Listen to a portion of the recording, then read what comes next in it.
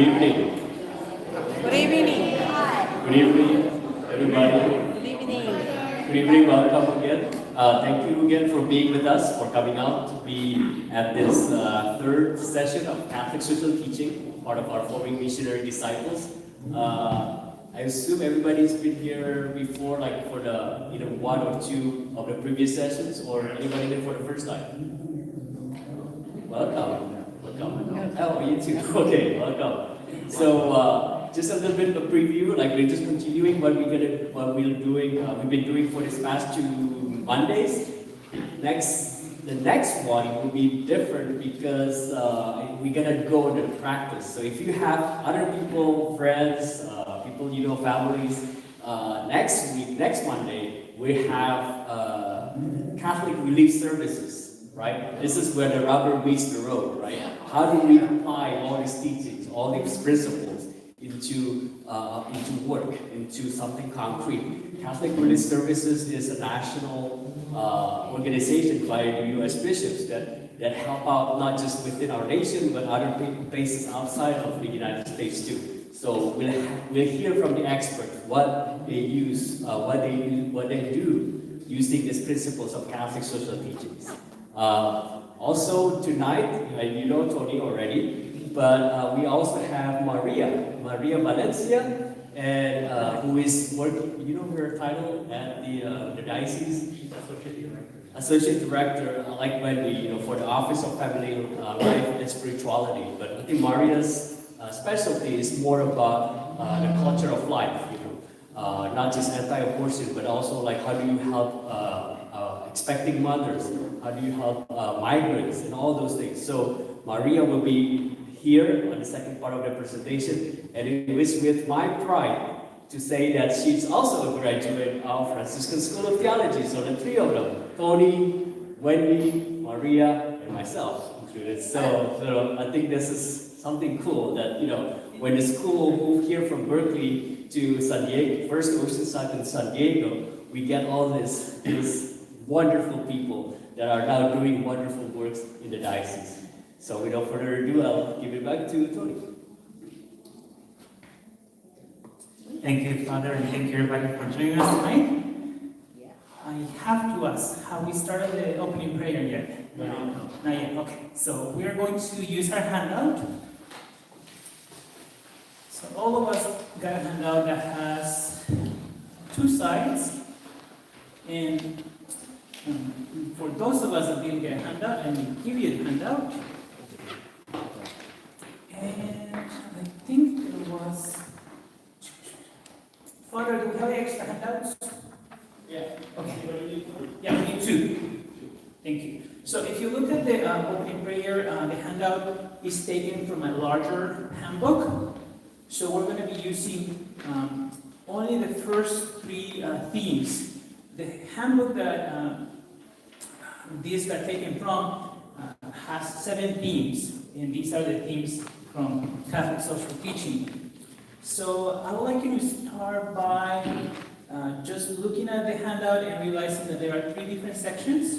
So if you look at the section that says page number 1, there's a number 1 at the bottom of the page. Okay? So I will be the leader, and then I will need a reader. So if somebody wants to help me be the reader, or maybe I can ask Father Sam to be the reader, and we can share the microphone. Would that be okay? Because we need a reader, I'm sorry. Ideally, we would have 2 microphones and we wouldn't have to share, but in this case, we have a little mishap. So I will be the leader, and Father Sam will be the reader, and then all of you will be reading the whole section. Okay? So let us begin in the name of the Father, Son, and Holy Spirit. Amen. Let us place ourselves in the presence of God, who calls us to be salt and light.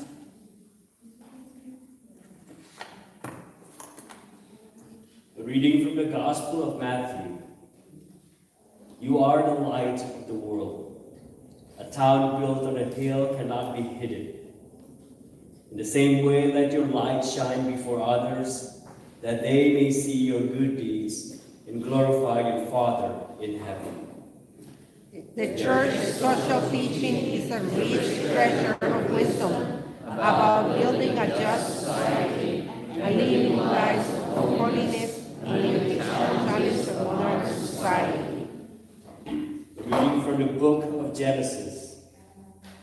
So God created humankind in his own image. In the image of God, he created them. Male and female, he created them. The Catholic Church proclaims that human life is sacred and that the dignity of the human person is the foundation of all foundations of society. We believe that the measure of the institution is whether it represents or enhances the life and dignity of the human person. Reading from the book of Exodus. I will take you as my own people, and I will be your God. Then you will know that I am the Lord your God, who brought you out from under the yoke of the Egyptians. The person is not only sacred but also social.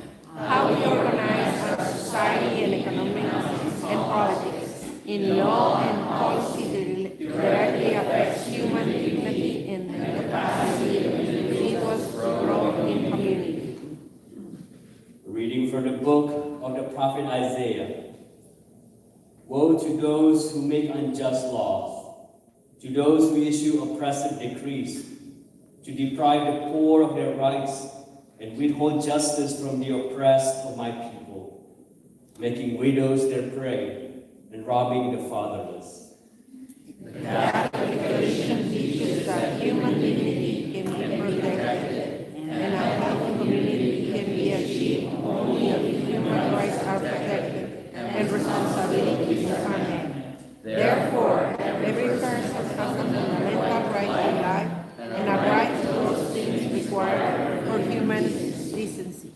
In the name of the Father, Son, and Holy Spirit. Amen. For tonight's class, we're going to introduce the first three themes of Catholic social teaching. If you look at the screen, we have a total of 7, but we decided to divide them into tonight's class and next Monday's class. So ideally, we're going to cover the first 3, and then next Monday, we're going to cover the remaining 4. We have to be mindful that all of them are interconnected. So the first thing we're going to do is we're going to go over the class objectives.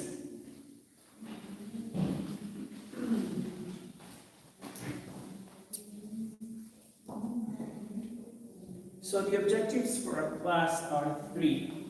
First, we're going to introduce the 7 themes of Catholic social teaching and highlight their interconnectedness.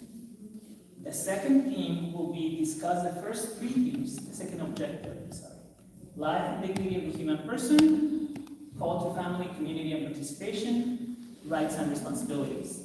And the last objective for tonight's class will be to draw connections between the 7 themes and God's divine plan. God's divine plan is what we discussed for the first class about 2 Mondays ago. So we'll review that in a second. And lastly, we're going to understand our role towards action. Let us begin. If you may remember this graphic, this is something that we discussed in the very first class. We wanted to know what we mean by Catholic social teaching. That was the first definition that we needed to understand.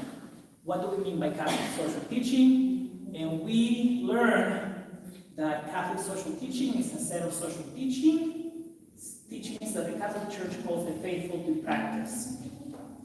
Catholic social teaching is informed by divine wisdom and it promotes justice and peace. So what this slide does, it summarizes what we have done to this point.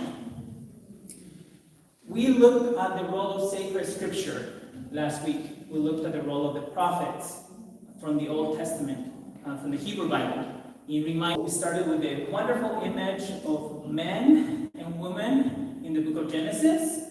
We went to the prophets, and then we also looked at a few parables from the New Testament. We discussed the parable of the Good Samaritan last week. We had a few activities around that. Then the second component of Catholic social teaching is the magisterium of the church.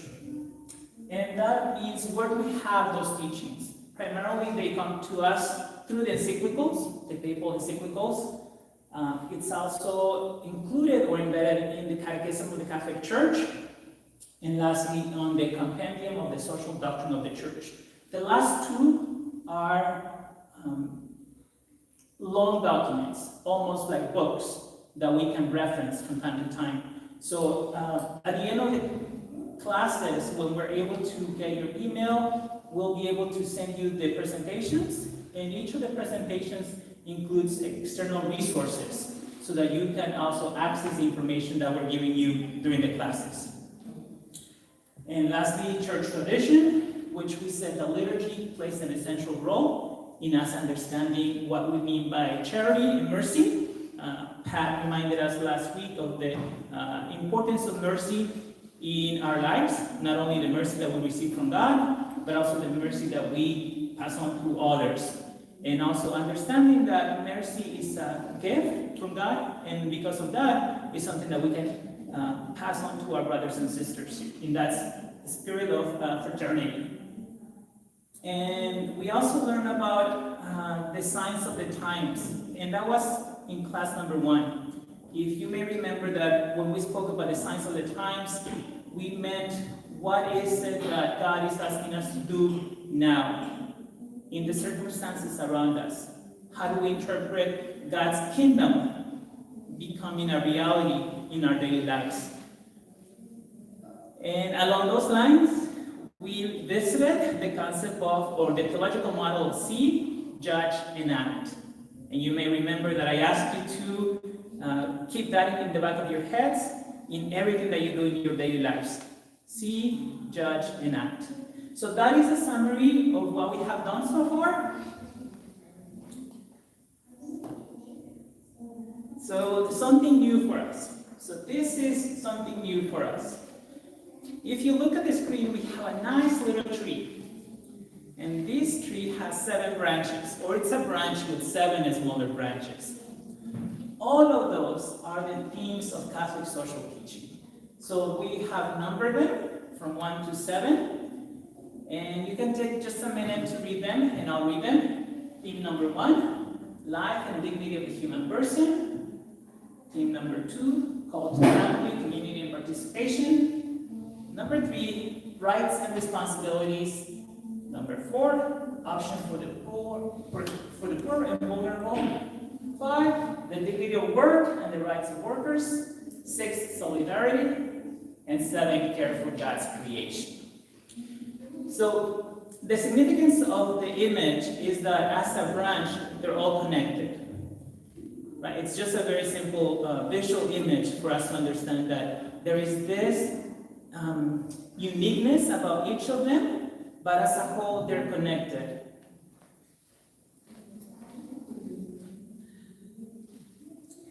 Let's go back to class number 1. Class number 1 told us that we were created in God's image and likeness. And we were told, we learned, that God has this beautiful plan for mankind and for salvation. And in this plan, in God's plan, there are 4 different components. We have unity and love. God, as a community of love, shows us the way to collaborate and also participate with the people around us. Is this communion, right? So it's not only being together, but sharing of what we have been given. That is an important distinction, right? We can be here together, which we are, and then we're sharing something in common. Dialogue, it emphasizes our need to communicate and not only express what we're feeling, but also hear what the other person needs. So there is this reciprocal give and take. And lastly, diversity. We said that diversity doesn't mean polarization or discontent or chaos. Diversity really implies this unity, even if there's some differences in place. Correct? So we're all called to this fraternal relationship, not only with our brothers and sisters, but also to emulate the relationship that we have with God in how we conduct ourselves. So that is going to the core of theme number 1, life and dignity of the human person. When we go back to the book of Genesis, we have to be reminded about how very good mankind was in the Garden of Eden. Everything was very good. So, as a person, as a person who has been given the gift of life by God, we are called to follow those 4 principles in community. So now we go beyond ourselves, and then we understand that relationship of love with God, with other people.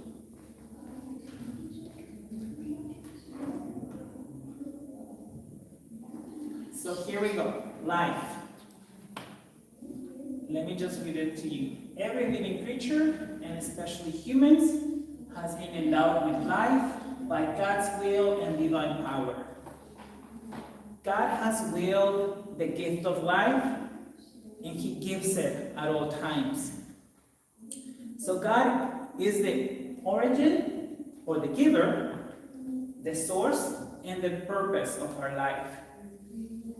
Let's remember that, those 3 components.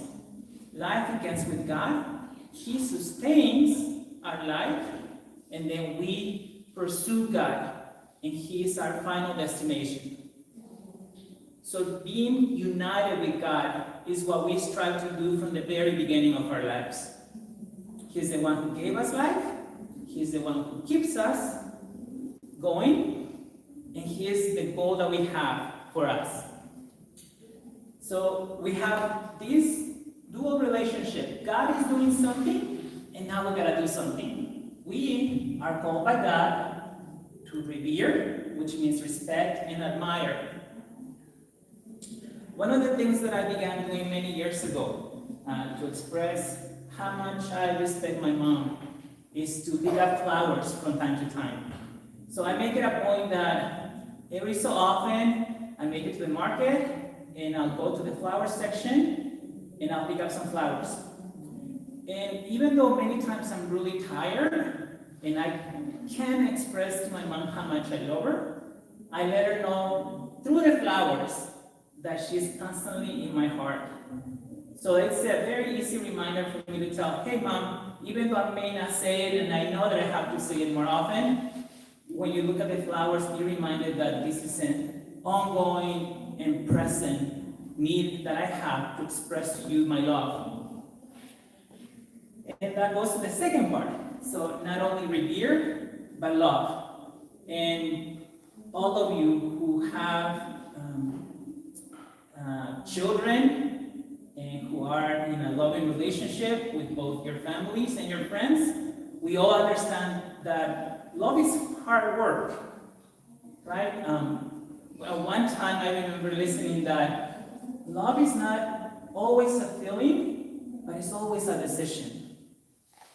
So sometimes we may not feel like we really want to love somebody, but we have that ability to, once we decide to do it, then we make it happen. And lastly, we are called to foster life. And I have a story to tell you about this. A few days ago, last Thursday in fact, I went to the farmer's market. As you know, we have a farmer's market in Oceanside on every Thursday. And they have both the farmer's market in the morning and they have the sunset market in the evenings. If you have not gone to see it, you have to go see it. It's really great. But one of the things that I did is I was craving vegetables. I genuinely was craving vegetables. And I saw these most gorgeous carrots of different colors. There were purple carrots, of course there were the orange carrots, but there were some yellow carrots too. And I really, I kind of ignored them at first because I was in a hurry. But then I thought, no, I gotta go back to get the carrots. I said, okay, let me go back and get the carrots. So I put the carrots in my bag, and then I, get some cookies for my mom. And so I'm coming home with cookies, right, for my mom, and with some carrots for me. So mom gets the good stuff, and I get the great stuff, right? She gets the cookies, and I get the veggies. So when I got to our neighborhood, I thought of a friend who lives very close to where we are. And I thought, wouldn't it be nice if I got to see this friend this morning? And I thought, wouldn't it be nicer if I gave this friend something that I really want for myself? So I thought, well, that would be nice. I would love to see my friend, and I would love for her family to enjoy these goodies that I really picked out for me. So I did, right? And I knocked on their door, and he was just leaving, but she got to stay home. So we started talking a little bit about her kids. She has 2 beautiful kids. And then she said something that really touched my heart. She said that they have a foster child with them. And I thought, oh my.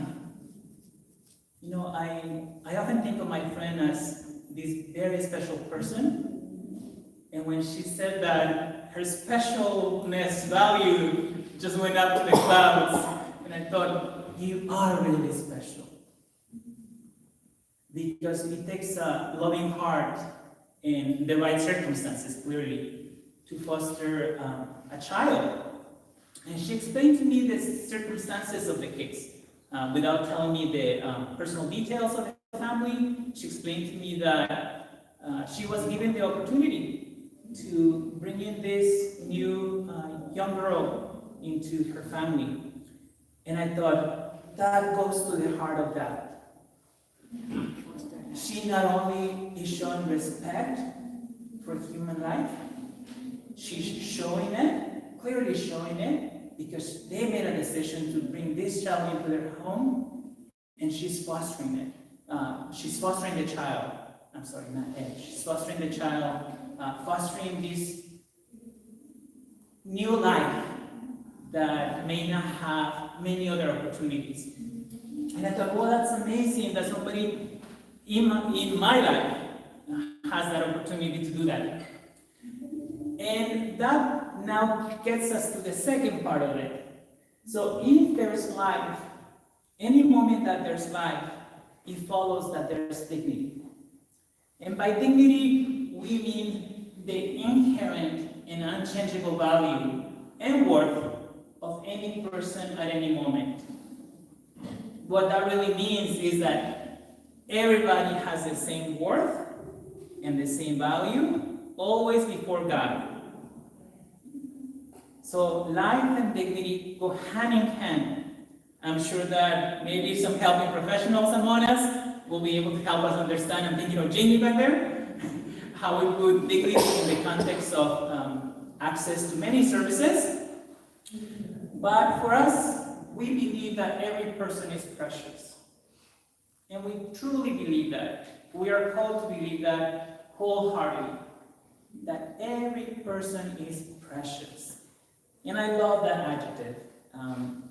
Being precious means not only in me, in my understanding, really beautiful, but also with an infinite amount of value, priceless.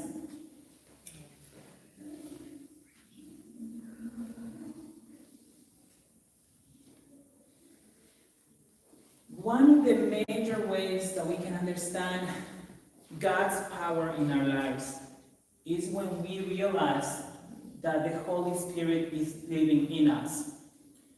So we have God's breath of life. And I can explain the Spirit as God's driving force for us. So when we think of food, for instance, we realize that we get energy from the food that we eat, right? So it's a simple process. We pull out all the nutrients from the food, and they help our bodies. in the case of our spiritual lives, God gives us this beautiful gift, like an energy that sustains us, that guides us, and that also makes sure that we stay in relationship with God. So it's almost like a guarantee, correct? There is this guarantee by God that upon receiving the gift of the Spirit, you'll have these many gifts that will help you not only doing your work as a person, but also engaging in this prayerful relationship with God. So let's go to 2 readings of the New Testament. We're switching gears. Last week we talked quite a few times about scripture from the Hebrew Bible, and now we're introducing some scripture passages from the New Testament. So first, 1 Corinthians chapter 3, verse 16. Do you not know that you are the temple of God, and that the Spirit of God dwells in you? It's almost like a rhetorical question. It's there. All you have to do is see it. Right? It's when you ask a rhetorical question, you know what the answer will be. You only have to see the answer. So in this case, sacred scripture is asking us to acknowledge that we are the temple of God, that the Spirit is dwelling in us. Second reading, Galatians 4, 6, and 7. As proof that you are children, best described as heirs, as children. As proof that you are children, God sent the Spirit of His Son into our hearts, crying out, Abba, Father. So you are no longer a slave, but a child. And if a child, then also an heir, through God. Okay. So, in the same way that a father provides for his or her children, a father or mother provide for his or her children, God also provides for us by giving us this wonderful, priceless gift of the Spirit. And that is the reason why this life and dignity can be taken away. It could be trampled with, but it cannot be taken away.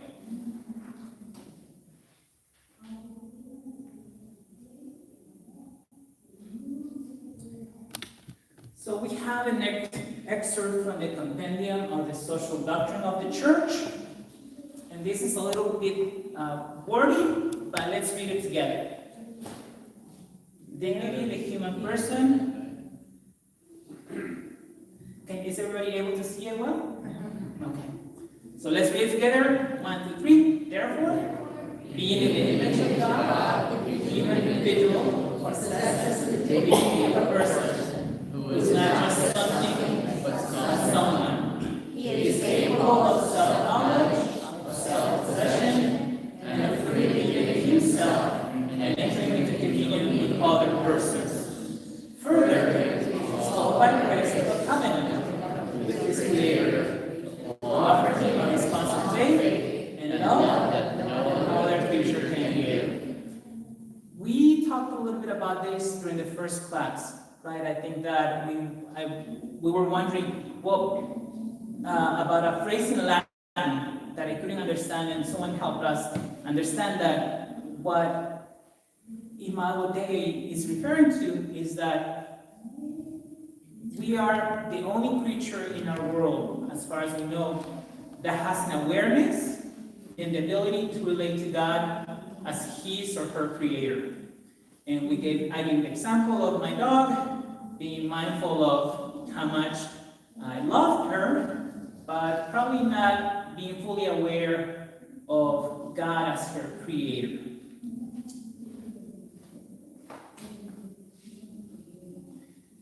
I love this graphic. So let's take a few minutes to explore this. So this is touching in what I studied in school. I have a background in sociology, and also a background in psychology. So when I saw this graphic, I thought, I have to include it. So let's go at it very carefully. We have 3 circles. The first circle is for belonging, the second is for dignity, and the last one is for justice. You are familiar with models like this, right? Where you have 3 individual elements, and the 3 of them intersect. So if we look at the screen, 2 of the circles will intersect with each other. That's one dimension. The other dimension is that all of them intersect together. So in the case of belonging, which we are describing as feeling safe and welcome,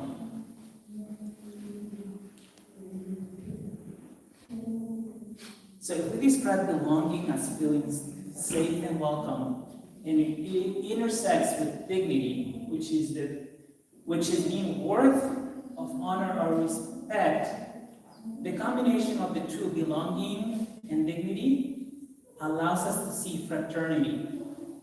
When we feel close to someone else, that not only means that we acknowledge who we are, but we also acknowledge who the other person is. Right? So when the 2 of us when I am together with someone else, I know who I am because I can distinguish myself from that person, but I also acknowledge that person as someone very unique. So we have fraternity. When justice and dignity intersect, we have charity. Last week we explained to ourselves that there are 2 levels of social justice. One is charity, which is the most basic level of being compassionate and merciful. So charity comes as a result of justice, trying to make things right, meaning dignity. Trying to make things right for someone else or for another relationship. And we go back to class number 1. We remember how many relationships we have, correct? Let's remember that we have the cross, where my first relationship is with God. My relationship is with myself when I'm grounded. To the right is my neighbor. And to the left is environment or natural creation. So justice, meaning the dignity of each of those relationships, gives us charity. And again, charity is not only for other people, but also for yourself. Again, Jeannie will help us some other day understand the importance of mental health for all of us. And that's one very easy way to be charitable towards yourself. Lastly, when justice and belonging intersect. So much in the same way that we realize that there's another person in front of me, and that's dignity. When I realize that I belong to something greater than myself, that I either belong to a family, I belong to a community, I belong to a country, or I belong to the whole human family. That gives us the potential for social justice. Because now we're dealing with institutions, and that will become clear in a minute. Social justice has to do at all times with social institutions. And we'll look at that in a second. So when justice and belonging meet, the outcome of that is social justice. So now, and this is the most wonderful part about this that I love, when all 3 of them intersect, when belonging, dignity, and justice intersect, we have the common good. And what really this graphic tells us is that it's 3 simple elements that make up the common good. So the common good is something concrete, something achievable, something that can be measurable. So because of that, because it has these three different components, we have a roadmap ahead of us. And the roadmap is how do we improve these different elements individually, and then how do we improve them when all of them intersect. So, does anybody need another minute to copy the model? Okay. So, let me just bring this down a little. And again, this model reflects God's divine plan, which we see in the book of Genesis. There's belonging, right? Adam and Eve in this relationship with God. Dignity, Adam and Eve being two separate parts of creation and acknowledging the creation all around them. Adam and Eve and God. This awareness that God had done everything right, that God's justice was in place already. It was the breaking up of that justice that caused the separation from Adam and Eve, by Adam and Eve from God. Again, it was the breaking of that intended relationship, which we talked about last week, that it was a choice. Adam and Eve had a choice to make. Whether the choice was right or wrong, they found out that it was probably not the best decision after the fact. Let's move on. Okay, so now we're going to have our first group activity as a class. So we have two questions to answer. So the first question that we are going to ask ourselves is the following. How are we respecting our dignity and that of others, including the natural world? So that's the first question that we have. So let's take a moment or so to think about this. And I cut a little typo there. So there's that. So anybody who would like to help us answer that question? And really the question is, what are we doing right? What are we doing right to respect our dignity and that of other people or of creation as a whole? Any brave volunteers who would like to help us? What are we doing right? We can't be doing everything wrong. Yes? So one of the things we're doing is the food pantry right next door. We are so fortunate that we have volunteers, and there's a wheel in place at our parish to offer some relief to people and families in need in our community. So thank you for that example, Jim. We have the food pantry, and not only do we have it, but also we have what comes with the food pantry. Collaboration, right? I think that not only the volunteers, but also all of us who are called to donate, bring something to keep it running. It could easily go away if we didn't keep it stocked with the many items that families need. So another example, what are we doing right? We are doing a lot of good things in our world or community, Vern. I think as a church, just speaking out, promoting pro-life causes. Thank you.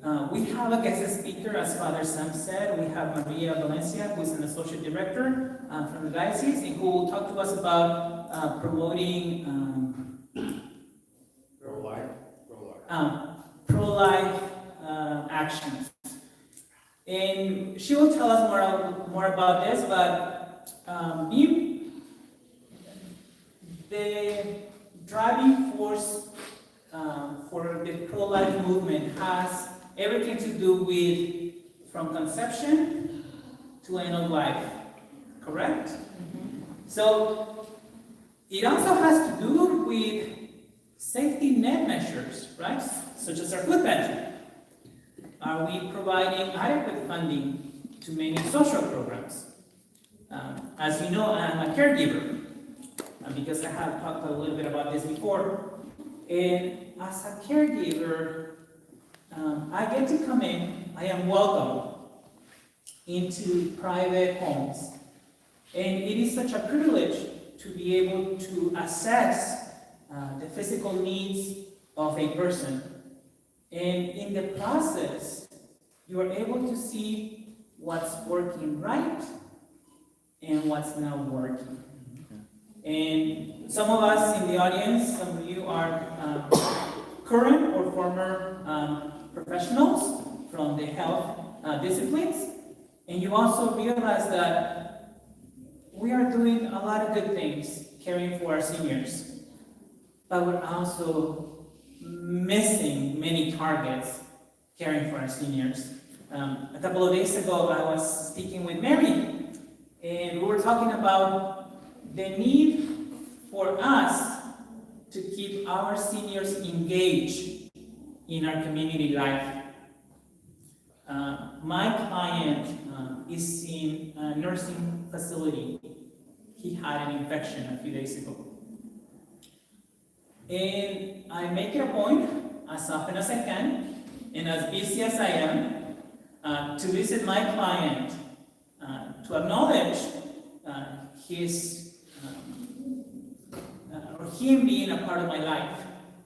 And in the process, I'm also helping the people at his current home, the facility, to realize that he has a loving family. Right? That even though he is not living at home, that family is still able to come to see him where he is. So that's another good thing that we're doing, right? Many actions and measures that promote the pro-life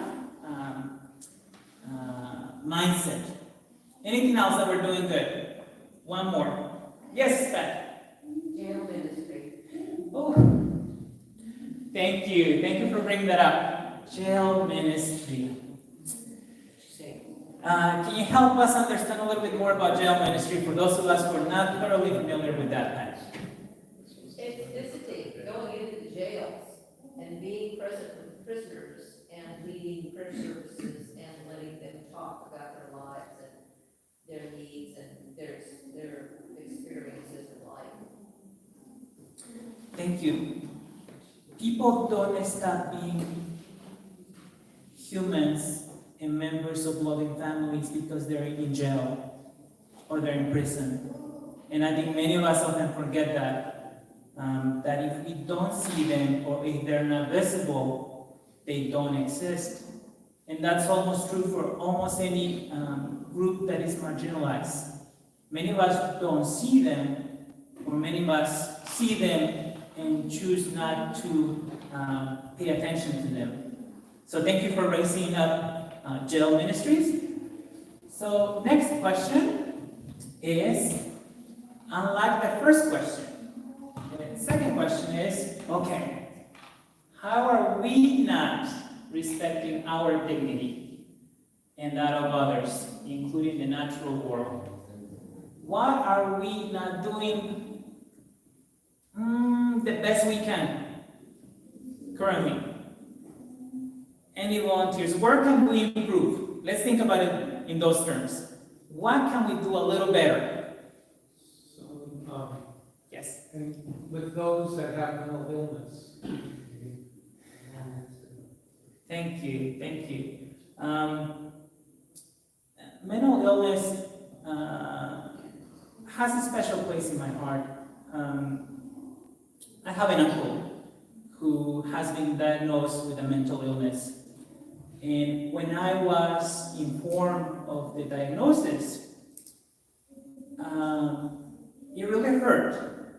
It really hurt because I love my uncle, but I looked up to him for many years when I was a little kid. He was my role model.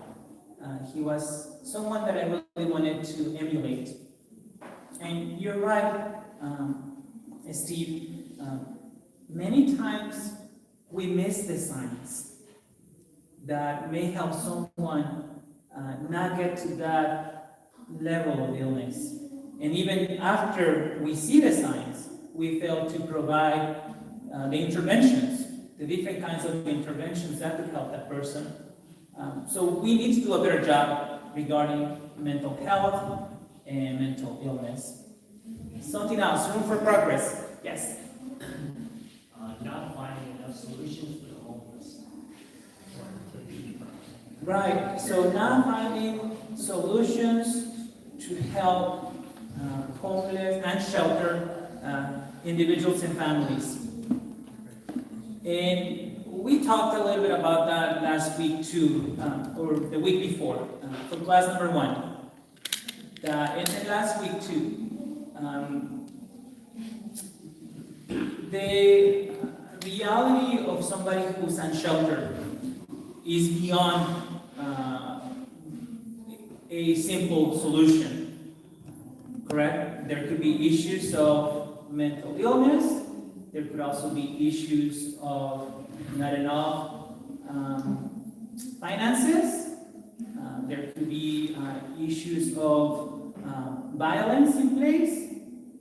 So it's a complicated issue, but I think that if we have this will to continue seeing them in this very positive light, which we are called as, and to see them as children of God, then we can make some progress, right? And it goes also back to the first class that we had where we talked about being engaged in the political process.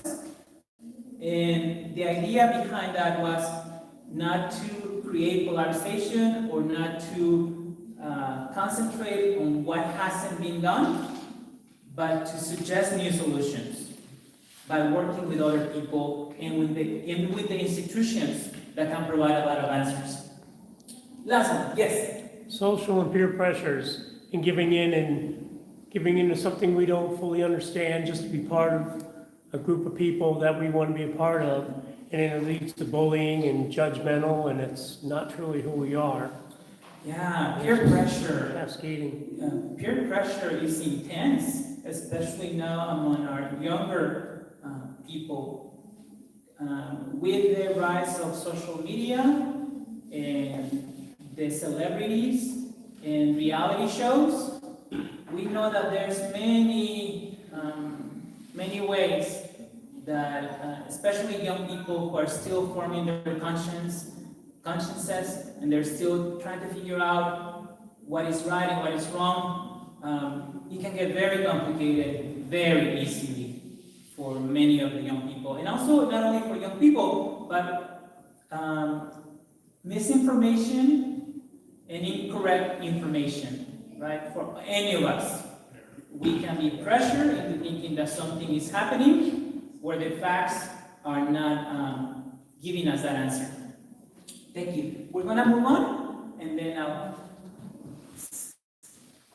so this is something that we talked about earlier, the awareness that human life, from conception to natural death, must be honored.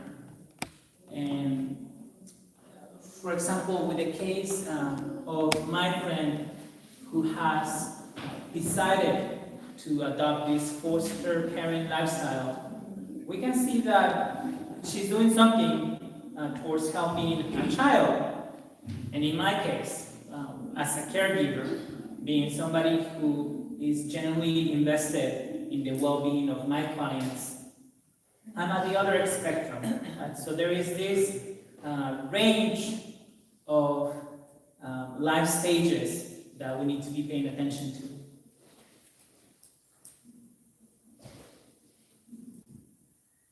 Theme number 2.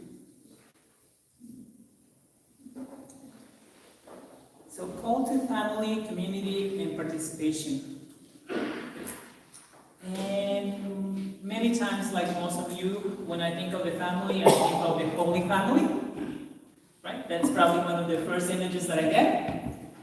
In this case, this is a movie from the 60s. I don't remember the title, but I love this scene because it shows Mary laying down on the manger with the baby Jesus, and it must be a donkey, right? It looks like a donkey to me. Yeah, so I love that. This closeness of Jesus, the Son of God, not only next to Mom, but also next to a creature. Okay, and here we are talking about the gift of children. Children are a gift from the Lord. The fruit of the womb is a reward. Like arrows in the hand of a warrior are any children born in one's youth. Psalm 127:3. When I was a little kid, I was fascinated by the stories of Robin Hood. And there were so many things that I liked about Robin Hood, right? There was this hero who was able to do good and help poor people. And I consider myself part of that group who didn't have everything, right? So I thought, well, I could be somebody like him, right? Eventually, when I grow up, I can do some good for others who are in the same circumstances in which I grew up. And that is still, I'm not married. And so one of the goals always is to be able to have children of my own and not only be able to raise them, but also especially hand down our Catholic tradition to them and to see them as the gift that they are. Okay, so when we think about the importance of the family and the community, there are two levels to this value. One is on each of us.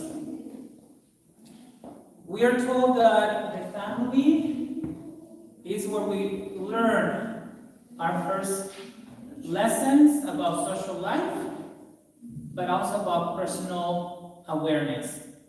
So we read, any family is a cradle of life and love. In the context of the family, the individual grows into communion with others, being a social being, develops his or her potentialities, which really means that that person is able to master some skills and some abilities, and then becomes aware of his or her dignity and the dignity of others.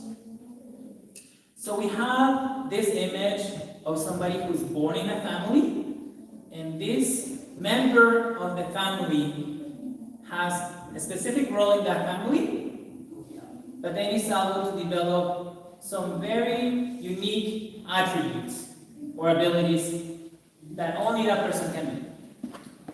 Okay, what impact does the family have on society? Any child is a singular and irreplaceable gift from a family. So families are gifting us. They're giving society these gifts. In the context of society, the individual learns about norms and values. What does that mean? So, society, we are told, operates with two dimensions. One is by following norms. When we think of norms, norms are just guidelines for everyday behavior. So one simple norm that all of us can do. If there's a chair in place, one simple norm that anyone will follow is that we'll sit on the chair. Very simple guideline of behavior. Another norm that many of us follow is that if there's a screen, what do? We look at it. definitely. We'll look at it. If we're following the norms, if there's a breakdown of the norms, for example, if somebody wants to break a very important norm of us getting together, that we turning off the lights. Is that expected? If we're having this class and somebody wants to come in and just turn off the lights, that's not nice, right? It's not only nice, but we don't anticipate anybody will be coming here and turning off the lights. So that's what norms are. There are specific guidelines of behavior. For values, what values tell us is to distinguish what is best, what is better, and what is good. So values do that. So for instance, if I was to tell you, well, I love calling my mom, okay? So that's what's desirable. So I love calling my mom, and I love to call her at least once a week. Compare that to what if I said, well, I only call my mom whenever I think about my mom, right? That's, she's not very involved in my life. So that's a step below, right? So compare, I love calling my mom at least once a week. I call my mom just every so often, and then in the very last worst case scenario, I don't communicate with my mom at all, right? So the value here is the value of family, and my mom means a lot to me. So values help us understand how to differentiate it across our actions. Again, I love to call my mom. I call my mom, or I don't communicate with my mom at all. So all of us, when we are participating in society, we are following these two principles: norms, specific guidelines of behavior, and values. Principles that we understand have a special place for families. Along with values and norms, we have roles. Not roles as a cinema role, and sorry if I mispronounced that, but roles, R-O-L-E-S. And what that really means is we perform different tasks, different work. In sociology, we call it division of labor. We all can be performing the same thing. We all can have the same job. We can think of ourselves as we can think of our communities as bodies. Right? Some people are the head, some people are the hands, some people are the ears, the eyes, and the feet. So we have different roles to play in our communities. Okay, so the person is important as an individual and also in a society.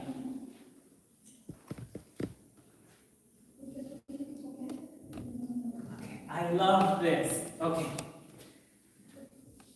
So we have to contrast two different things again. We are called to be individuals, but not individualistic.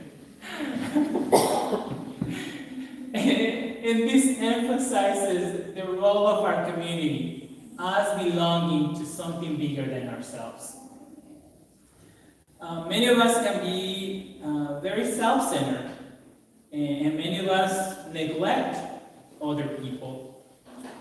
But our responsibility is to, as we retain our individuality, our unique personhood, we're also called to make sure that we involve other people in our actions. So let's read. In a global culture driven by excessive individualism, our Catholic tradition proclaims that the person is not only sacred, but also social. The way we organize our society, economically and politically, in laws and regulations directly affects human dignity and the ability of individuals to grow society. The family is the central institution of society, and it must be supported and strengthened, not undermined. Okay, so it's a bit of a mouthful, but what it says is that it's not just about us, right? It's not just about my interests, my goals, but how I can contribute to the interests of others and how I can contribute to the goals of others. We keeping our families in a special place. Okay, so let's take a little bit of time to understand the following image. Take a moment to look at it. And I am referring to the image on the right of the screen.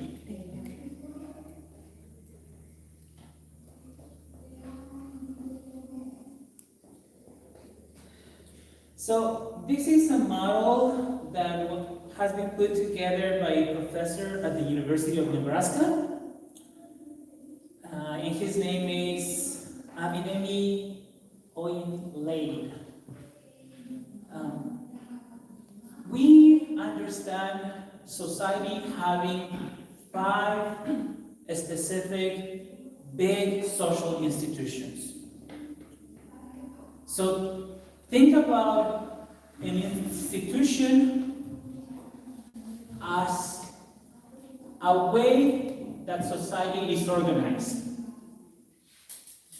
So different ways to organize our society. There are 5 ways that we can organize our society according to sociologists. 1 is based on the family unit. 2 is government, education, the economy, and religion. What the model says, what this graphic says, is that all of those 5 different social institutions impact each other. And you can see the different arrows, and you can see the different lines. So for example, if we look at the family unit, and we can see C, right? The family has an impact, and is also impacted by the economy. How can we see that? So if we have a family who has only one wage earner, it's a single family home. So depending on what job this person may have, that will tell you how much or what is the buying power of this person. How much money does she get?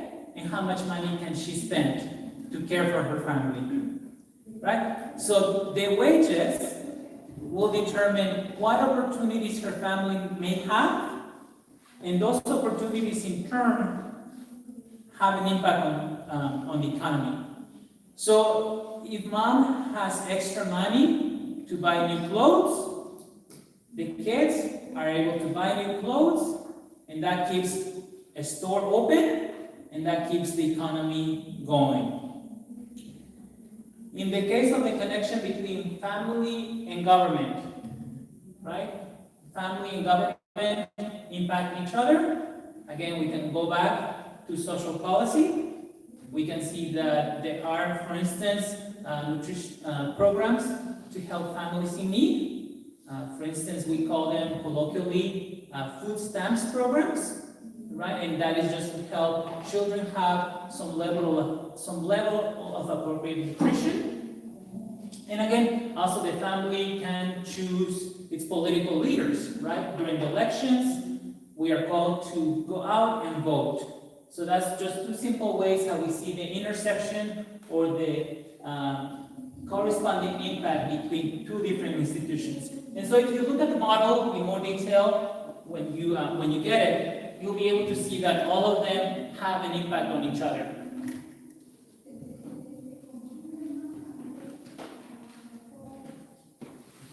Lastly, the family helping us understand the love between a husband and a wife. And we go to the letter to the Ephesians. And so we read.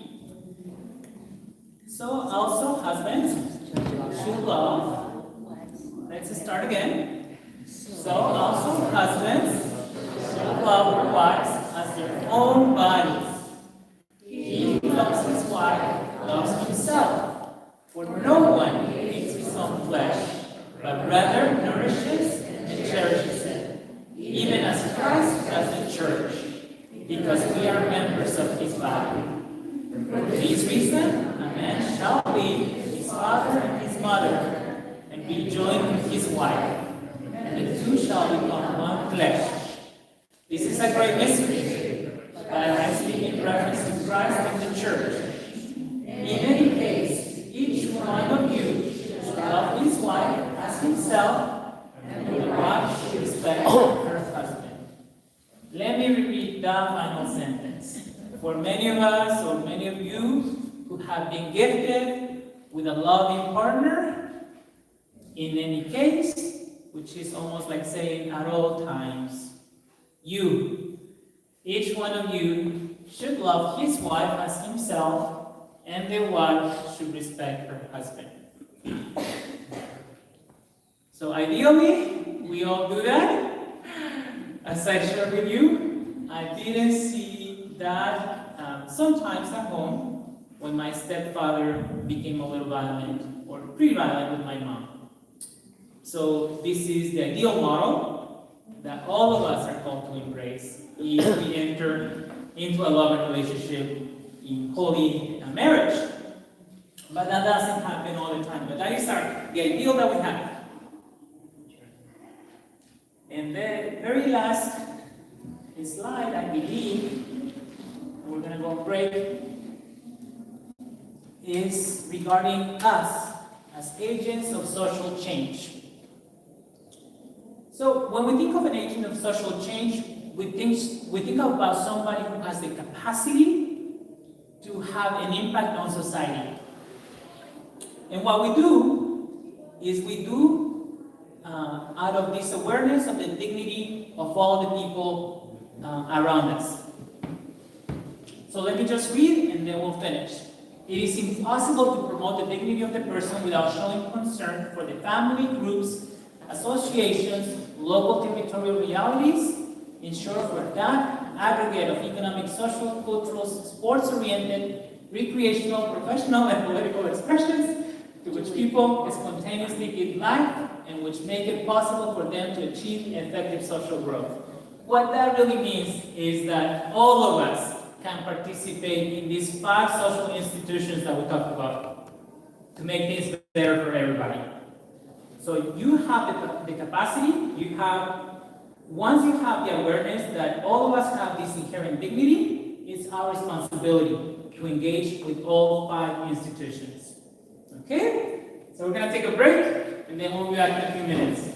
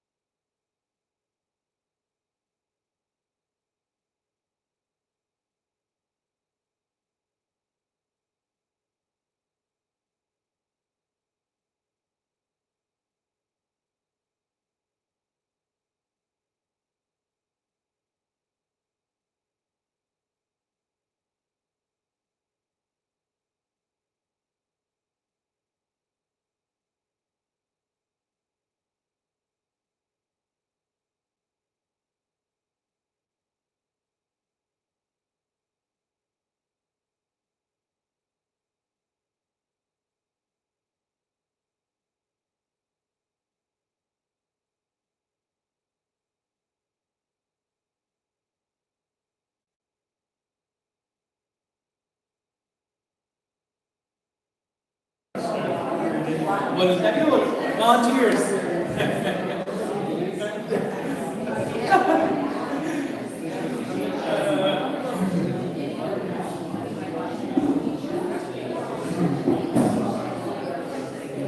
Class, we need to get back together here in a minute or so.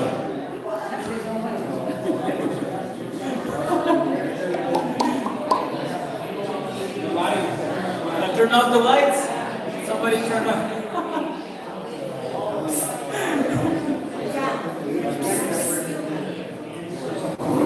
Let's give ourselves another minute. Even if we clean up afterwards, we're gonna probably end up a little early today.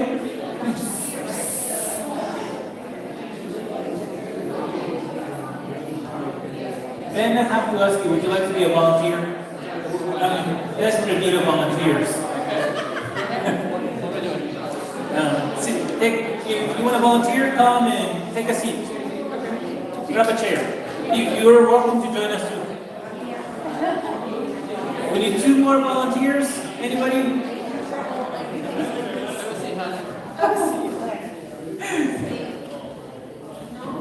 Let's not sit right next to Ben, because I worry that that may impact the game. Thank you. And you are?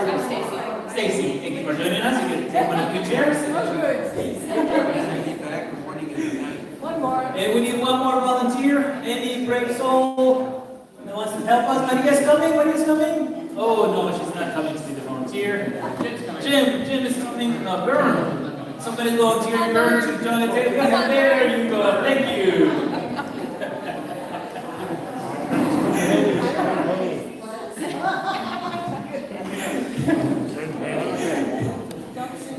I love my volunteers. I couldn't do what I do without my volunteers. So thank you for joining us, making this special. Okay, is everybody ready? Okay. So I need my community at large. Is everybody paying attention now? Thank you so much for rejoining us. Thank you. And I apologize that I had to cut down the break a few minutes short. But much like last week, this time we're going to do an exercise. We're going to do a little game. And so I'm going to give 2 sets of instructions. So one is for my volunteers and the other one is for the class. So for the volunteers, what I need you to do is I need you to close your eyes. Okay, that's why I have you sitting down, so that we have no issues of losing our balance. And for the class, what I need your help with is to make sure that none of these volunteers opens their eyes. Okay, we have to really make sure that none of them is cheating.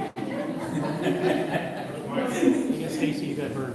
So nobody's supposed to be, nobody's supposed to have their eyes open. Okay? So the point of the game is for us, my volunteers, eyes are closed, right? They don't have to be tightly shut, just closed. I trust you. I trust you that you're not looking. Okay. So here's what we're going to do. I'm going to ask my group in front of the class, and I want all of you also in the class to be quiet. We're going to have to be as quiet as we can so that we hear any sort of noise, anybody cheating. Okay, so are we ready for the game? Yes, okay. So my volunteers, what I need you to do is that as a group, I need you to count from 1 to 10. But the catch is that nobody can call out the numbers all at once, right? So Ben is not going to count 1 to 10 on his own. And anybody can say the number aloud. So Stacy has as much of a chance as Karen to call a given number at a specific moment. So we understand this, right? So for instance, Vern can start, then Stacy. Vern will start 1. Just an example, right? Just an example. And then Ben will say 2. Right. But then Karen will jump in and she'll say 3. And then, so the idea here is for the group to count from 1 to 10 without 2 people saying the same number at the same time. Do we get it? Yeah. So if somebody was to say, if Ben and Vern were to say 3, we have to go back to number 1. Okay? So that's the point of our game.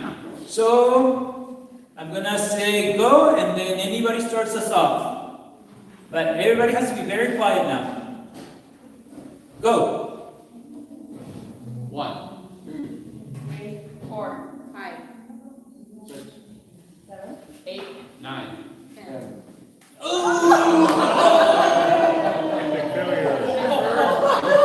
close! So close!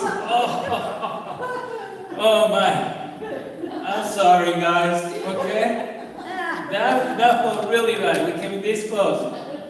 We start again, and everybody has to be quiet. Make sure that their eyes are not open. No whispering aloud. Go. 1, 2, 3, 4, 5, 6, 7, 8, 9. 10. Thank you. Thank you. They beat the system. Okay. All right. So I want you to open your eyes.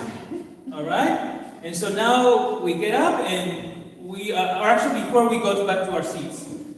I want you to tell us how did it feel to count from 1 to 10 as a group with your eyes closed. You really have to listen and recognize which voice is actually saying it. You really had to listen, right? And decide who was going to start.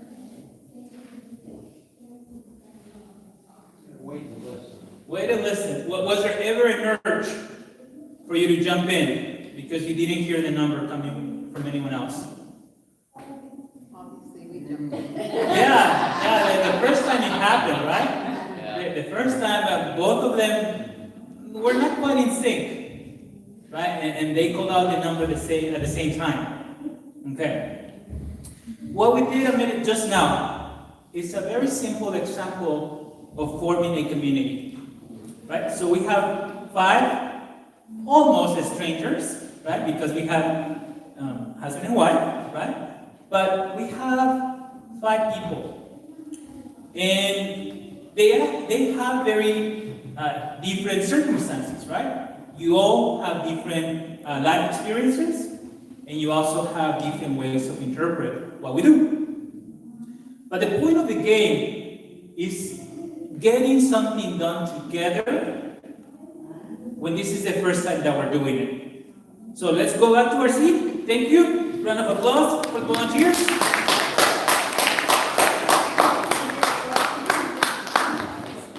Yes, yeah, we can move the chairs back. Thank you, volunteers.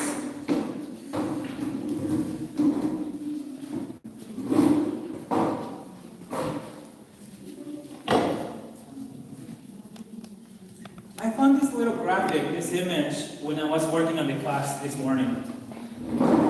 And again, it goes back to what we did a minute ago.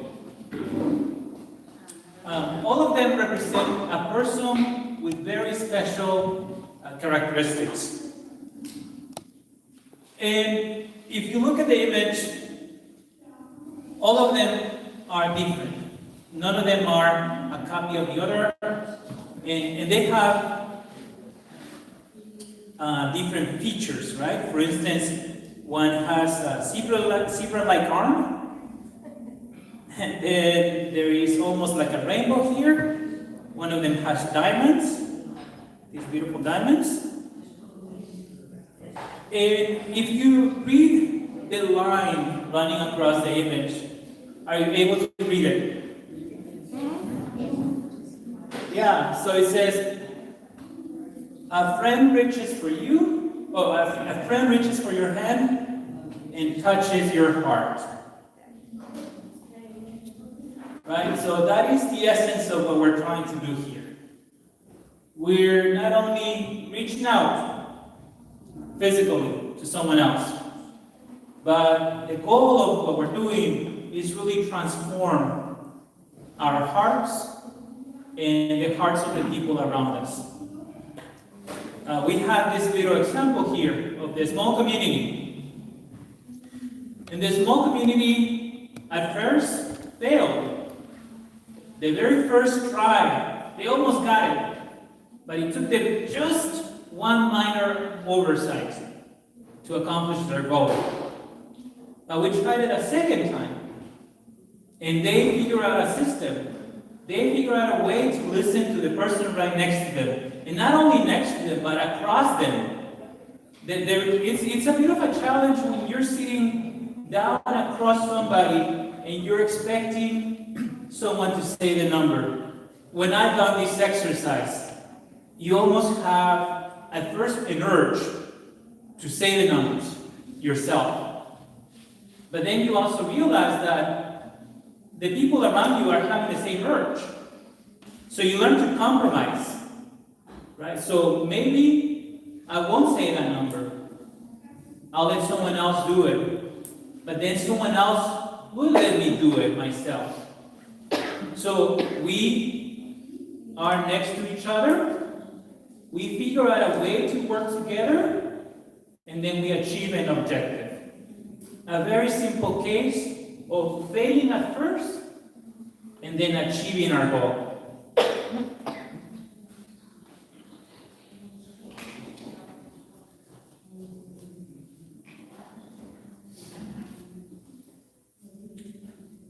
One second.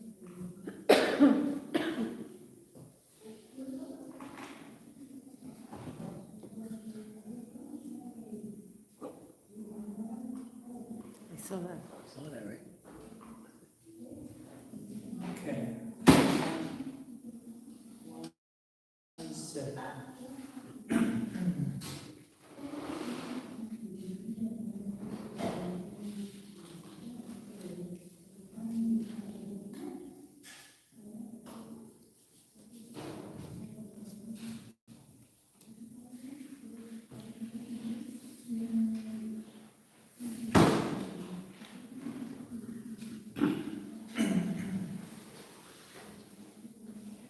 The exercise that we did also helps us understand two more pieces of our puzzle.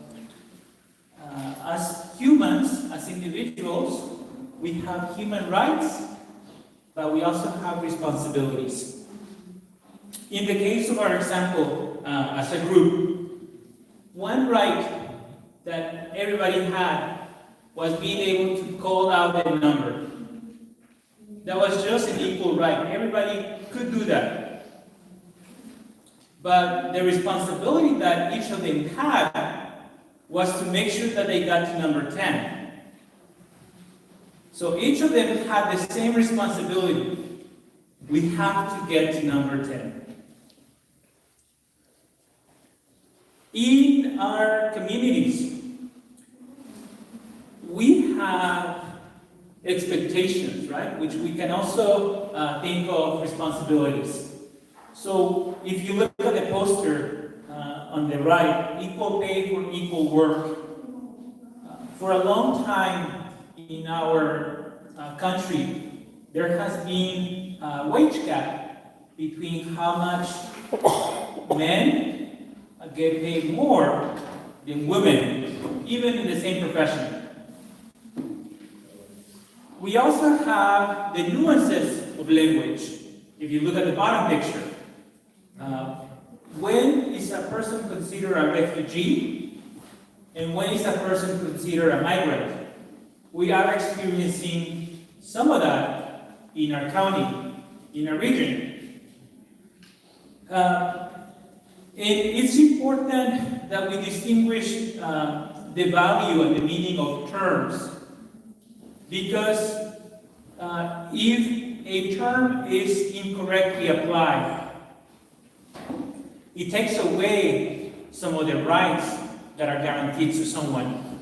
So for example, if when I am trying to cross the border, just an example, and I am not fluent in English, so there's already a language barrier in place. And if the person who interviews me does not get all the details of my reason for leaving my country, then I can be classified incorrectly as a migrant and not as a rightful refugee. And that changes everything. So, in the case that we have here, right, the challenge for our public officials is to have a true awareness of the circumstances of a person's case. In this example, when is a person considered a refugee and when is a person considered a migrant. Also, the other example is a living wage being a moral value. Basic human rights. So there are three basic areas of human rights. The personal, to a dignified life, includes access to food, clothing, home, rest, medical care, and social services. So dignified life. The different services, the different components that you need to have a dignified life. For the economic aspect, the rights are to guarantee your access to education, employment, and opportunities for development. So it's not only providing the services, but providing access to those services. And again, some of you in class who have prior professional experiences understand the distinction of the two. One is we have to provide the services, but we also have to provide access to those services. And lastly, political and cultural refers to personal respect, right to migrate, right to a family, freedom of conscience, expression, and assembly. And that mirrors what we see in the Bill of Rights, in our own country's Bill of Rights, political. Right? We are guaranteed basic rights in the Constitution. Again, economic, social, and cultural. We live in a society that has in place a social contract.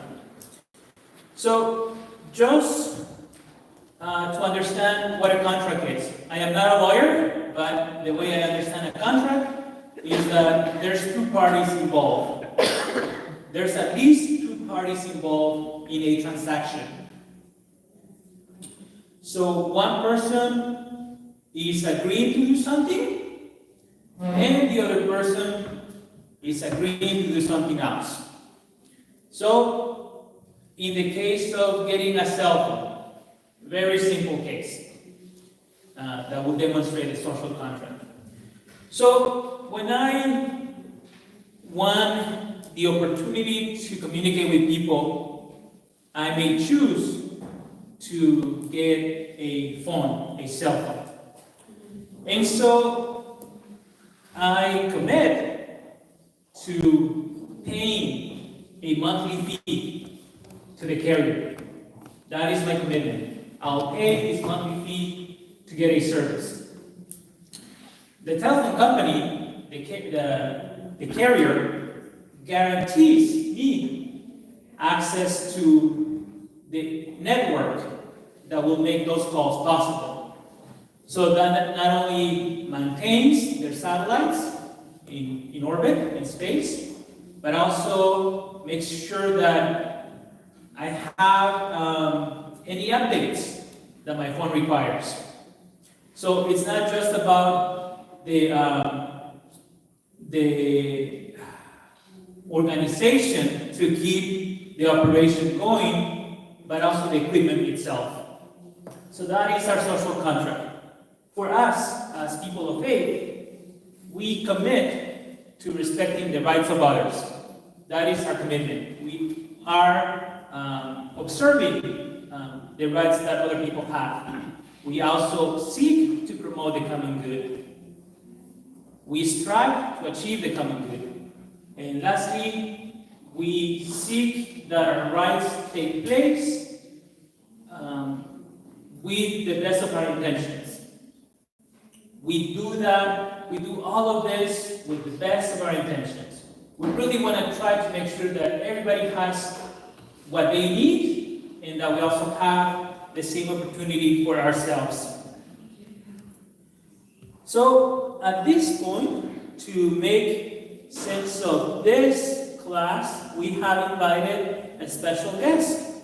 I'm going to invite Ms. Maria Valencia, our friend, to come to the front of the class, and she will talk to us for a few minutes. Let's give her a round of applause. Maria.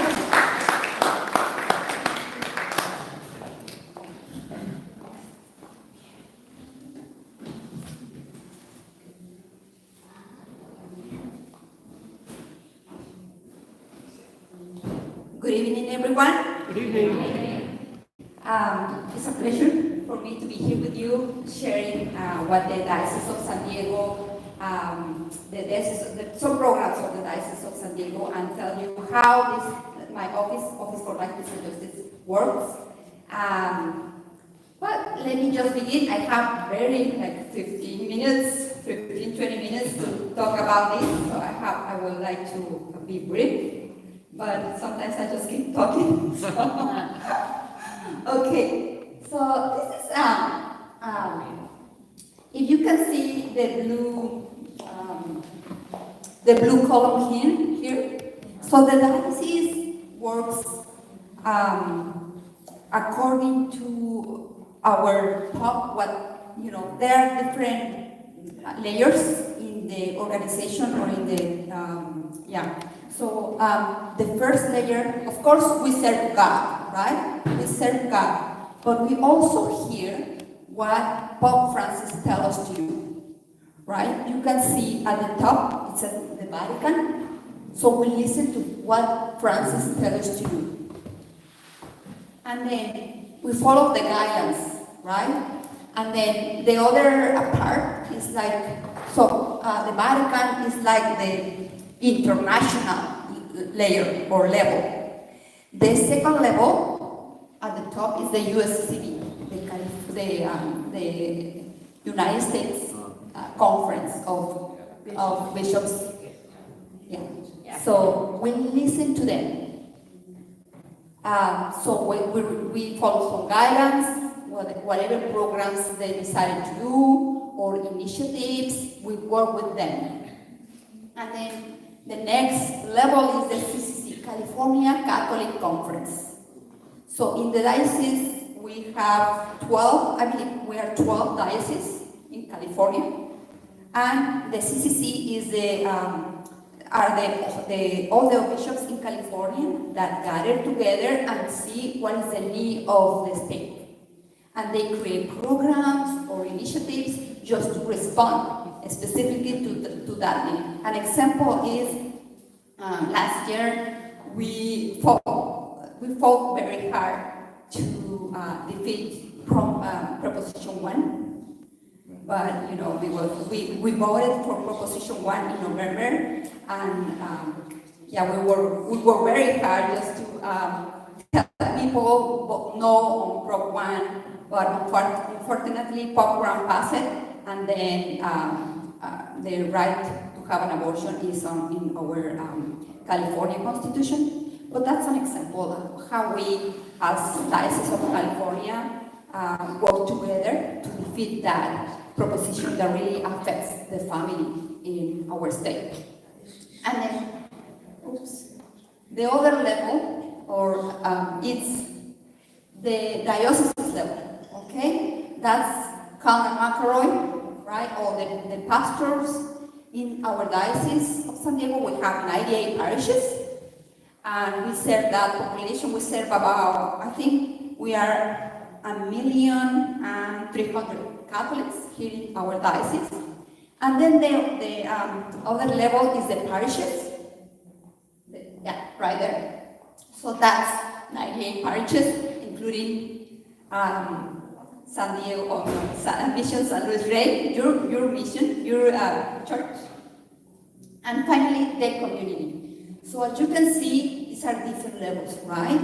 The diocese serves particularly not like in an indirect way. How? Can we go to the other slide? The next slide. Oh no, go back. Okay. I think I missed a slide, but anyways. So we work with different organizations, right? So we work in 4 pillars. 4 pillars. 1, education. 2, pastoral care.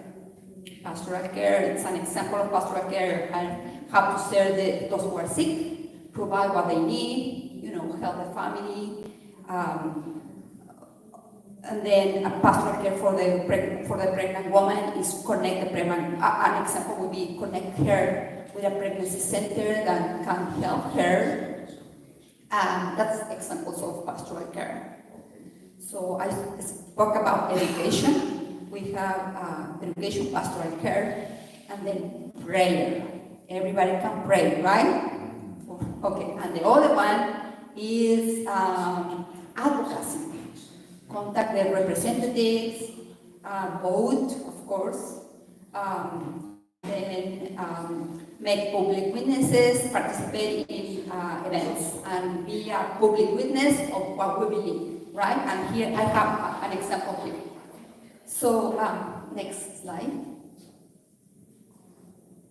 Okay, okay, so this is what I meant. The slide is there, sorry, I missed it.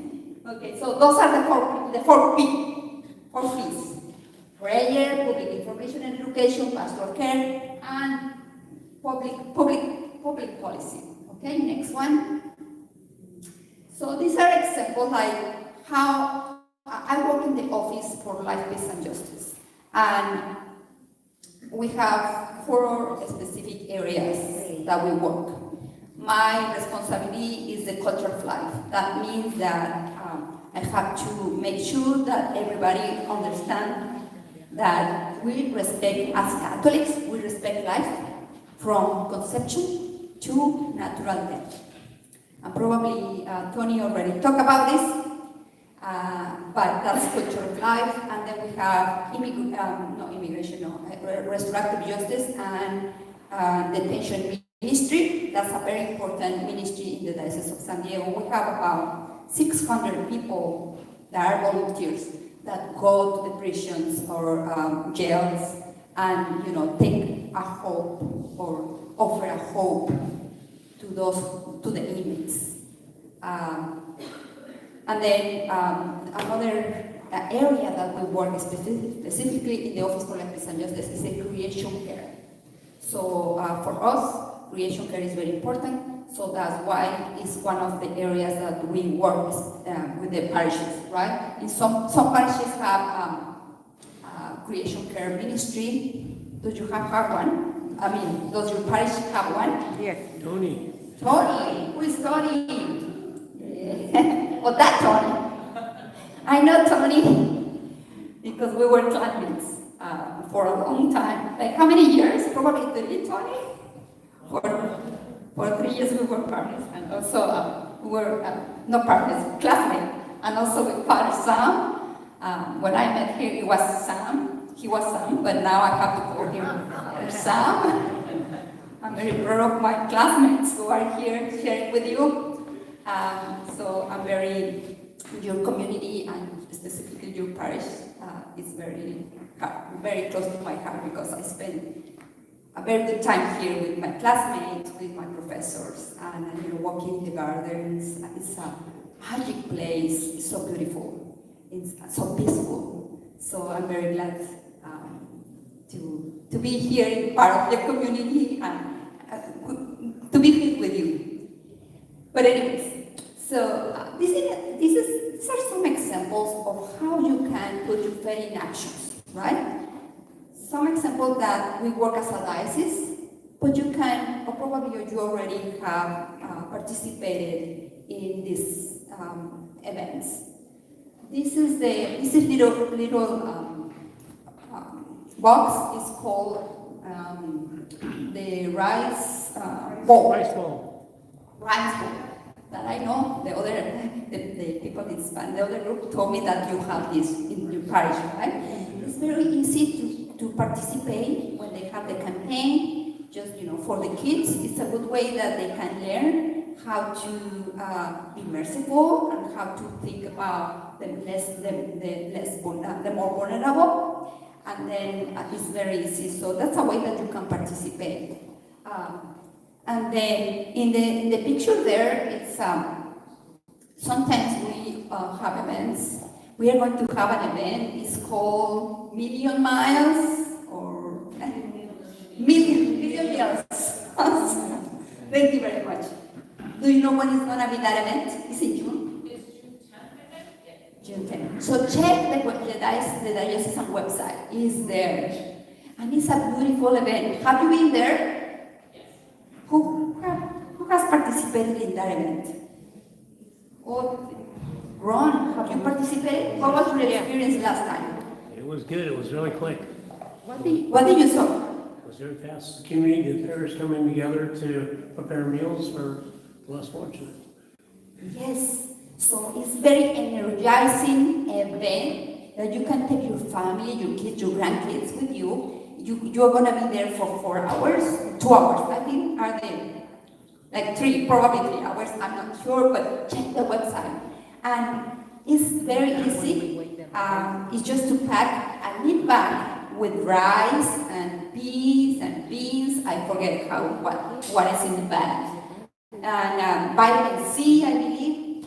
And, the goal is to package a million meals and send these little bags to different places. Sometimes they send it to TJ, sometimes they send it to the Philippines.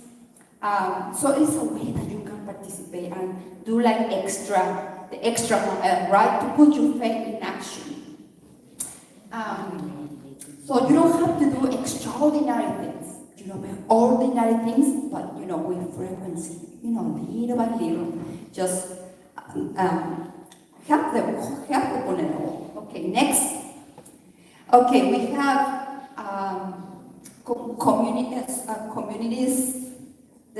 Comunidad de Solidaridad, right? So is Linda gonna be here next week? Yes. So we work with Catholic Relief Services. That's the organization that helps the international, provides the help to international, those people who are hungry, who are victims of war or victims of natural destructions or natural disasters, right? So you know CRS, probably you have heard about this organization. So the diocese works with them. Supporting the rice bowl, and then they have also Comunidades de Solidaridad. Right here, in the other picture, you can see at the back is Cardinal McElroy, and we were in what school was it? San Diracus, I believe, and we planted some trees there with the students.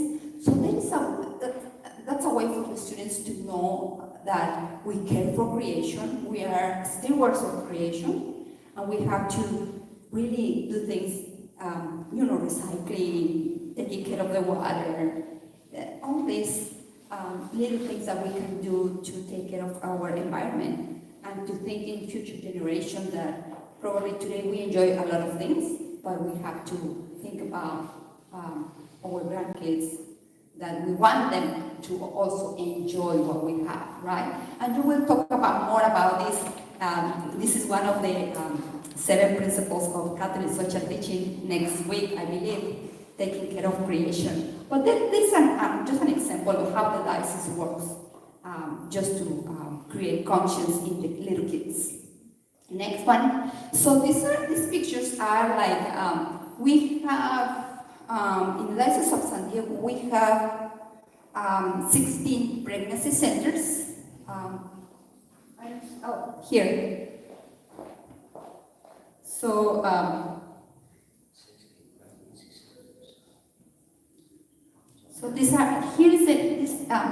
I encourage you to take one of these with you, one of these postcards with you. It has the list of the 17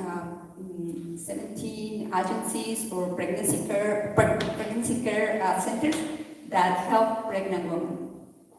So they have a boutique. So the ladies, by attending to classes or participating in programs, they get some points, and then when they have specific points, they can get something for the baby. They go to the boutique and they can choose something for her baby, right? And also we work very close with the pregnancy centers. They offer, some of them are clinics. They offer prenatal care, and they offer different things, material things, but also they provide education. They provide education on NFP, natural family planning. They provide education just to prepare the woman to get some skills and get a job. They also we work with the organization that offer a space or a house to live for a while the lady is pregnant. We have with adoption, we also work with adoption organizations that can help women just to find a couple that is willing to give all the love that the baby deserves and the love and care, right? So this has the list of all these organizations, and these are examples. So again, these are different things that you should know, so you can discern after all these classes that where God is calling to you, what He is calling to you, calling you to put your faith in practice. Okay, next one. So here are like the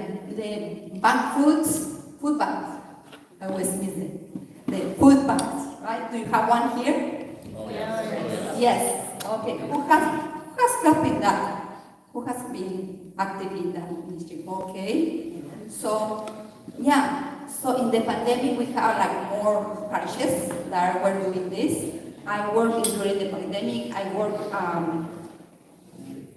helping with the distribution of food in San John de la Cruz during the pandemic. And you never know. Sometimes you see people that are that are dressing well, but they don't have a job. For the pandemic, they didn't have a job. They didn't have nothing to do. So you never know who's gonna ask for food, but definitely it's a good way to show that we care for those who really suffer, those who are poor. And right here, it's you can see some refugees and immigrants. We work with Catholic Charities, and Catholic Charities, you know about this probably. They offer some help. Those who are looking for asylum, they help with the registration process or with the online registration process. That sometimes, the refugees and immigrants, they don't even speak English, so they need to find like someone that can help them with the process. They offer like pick them up in the airport sometimes, or connect them with their families. Sometimes they have families, in the East Coast, whatever. And Catholic Charities provide the help that they need to connect them with the families. So I'm telling you all of this just to let you know that they can do this, Catholic charities can do this because they have a lot of volunteers. They always are in need of volunteers. They have houses for the immigrants, for refugees, so they always are looking for volunteers. So if you are called to do this kind of job, just visit the Catholic Charities website and see what opportunities are there for you to serve there, to serve this population, right? Okay, next one. So here you can see that we are in the border.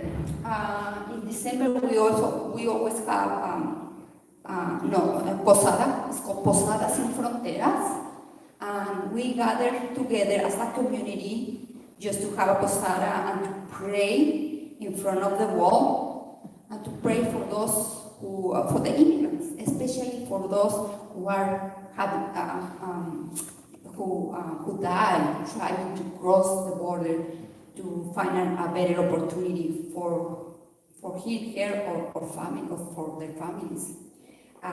So we have this event, and in the Tijuana part, the community also gather at the same day, the same time, and they also pray. So we pray together as two countries that really once more immigration policies that can benefit those who need it. But those are examples. You can go ahead. And this is the San Diego Walk. Have you been there? I've seen it. San Diego Walk for Life?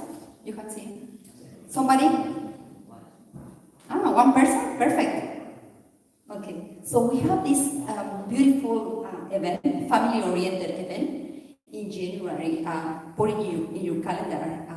In 2024, we are going to have this event on January 13th. It's a Saturday, and this is an opportunity. This event is called San Diego Walk for Life, and we walk to stand up for the unborn and for their mothers, right? So to be a public witness is a way that we can also put our faith in action. It's not easy. But in this event, it's easy because it's a family-oriented event. We walk about probably less than a mile, and we have music, entertainment. But the thing that we are there, showing San Diego that we are pro-life, that we defend those who are more vulnerable, the unborn. All right, okay? So that's another way that you can participate. Take your family with you, and show them how to be pro-life or how to be involved in this event that can help the community. Okay, next one. So this is taking care of the vulnerable. So right here we have, the Samaritan woman. We have a ministry called, probably you have heard about this, Riches Home. We have retreats. After abortion healing retreats for those who have the experience of having an abortion and they need to be healed. So we have that in the Diocese of San Diego. And also taking care of those who are sick. We have it's called Caring for the Whole Person, and this ministry is to take care of those who are sick at the end of life and their families. Okay, so these are examples. I invite you to find out what is available here in your parish, and then make a discernment, make a reflection after you take all these classes and figure it out what God is calling to you. At least with the information you learn here or you review here, some of the information is not new for you. That you what are you going to do with this information? Once we get something, we have to share it. It's our responsibility. So how you are going to share this information that you are getting here? Okay? So I invite you to make that reflection and then hear the voice of God. What is He calling you to do? And be active. put your faith in action, okay? That's the message that I have for you. Thank you very much.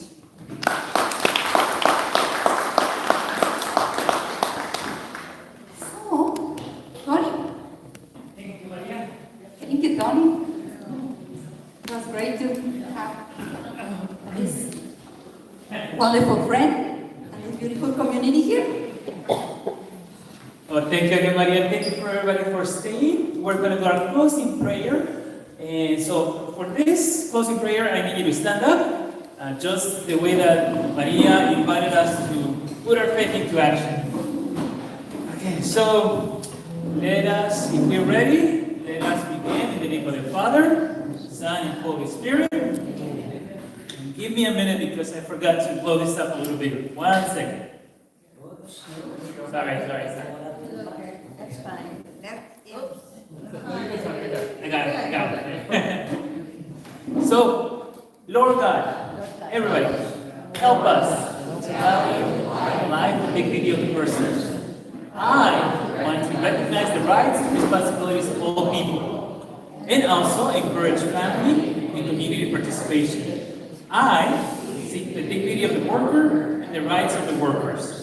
I aspire to have concern for all of God's creation. With this prayer, may I be a person committed to social justice and improve our world so that it becomes God's people. Love, amen. In the name of the Father, Son, and Holy Spirit. Thank you, dear people of God. Have a good night. Oh, yes. Maria brought us a number of resources at the table at the far end to my right. So you're more than welcome. We encourage you to grab one of each so that you can also learn about the services. And You can, yes, and we also need your help clear the tables. So the tablecloth is coming up, Jim? Okay, if you can help us fold the tablecloth and then remove the paper tablecloth from the table.